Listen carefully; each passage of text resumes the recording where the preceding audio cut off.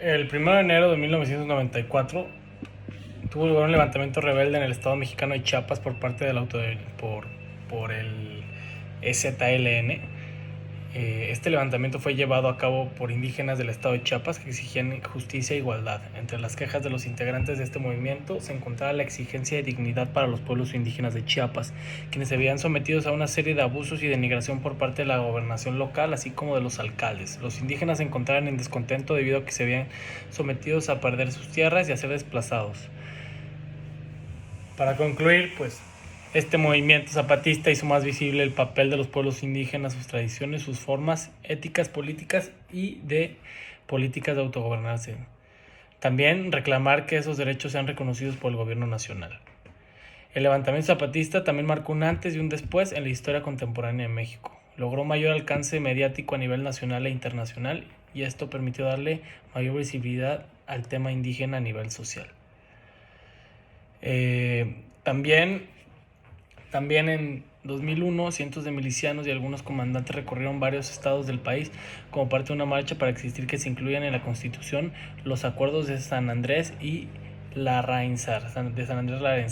Se trata de un pacto negociado entre el gobierno federal y la comandancia del movimiento, donde se reconoce la autonomía compleja de los pueblos originarios. Comandantes zapatistas hablaron de la tribuna de la Cámara de Diputados para demandar que se cumpliera el compromiso, pero el Senado de la República aprobó una ley que no contenía todo lo negociado en 1996 cuando se firmaron los acuerdos.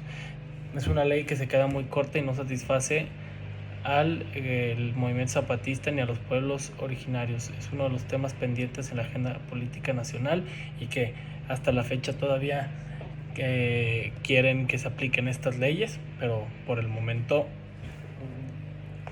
no ha habido mucha relevancia en sí. Muchas gracias. El Ejército Zapatista nace como una organización militar política conformada por indígenas, mayormente, de diferentes grupos étnicos.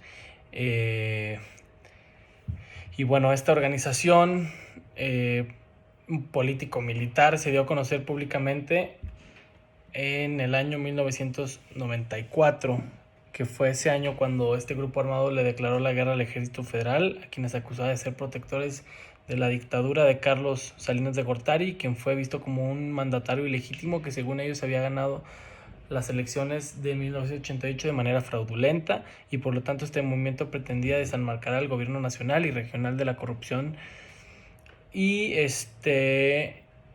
del nepotismo, incapacidad y neoliberalismo dirigido en contra de la población indígena, quienes eran víctimas de los robos de sus recursos, además de no recibir ayuda del gobierno federal, exigían justicia y paz, libertad, independencia, educación, salud, tierras, viviendas, salud y alimentación, prácticamente lo que todos los mexicanos tenemos derecho a tener.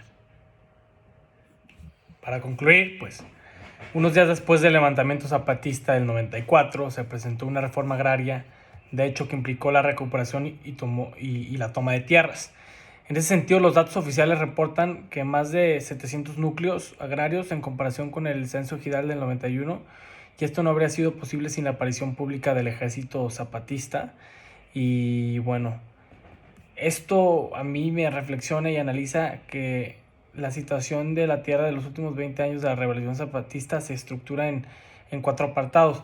El primero, que es el fundamento, la historia, el mito, y como señala el Ejército Zapatista, retoma las ideas del líder Emiliano Zapata y lo que simbolizan junto a la ausencia de la Revolución Mexicana y sus conquistas en el sureste mexicano, lo cual nutrió el surgimiento de este Ejército Zapatista. El segundo muestra con datos las transformaciones en cuanto a la posición de la tierra, mientras que el tercero se trata lo que permaneció y lo que falta. Finalmente, el cuarto apartado es una pequeña muestra de cómo las comunidades zapatistas van ejerciendo la reforma agraria de hecho, desde la cotidianidad.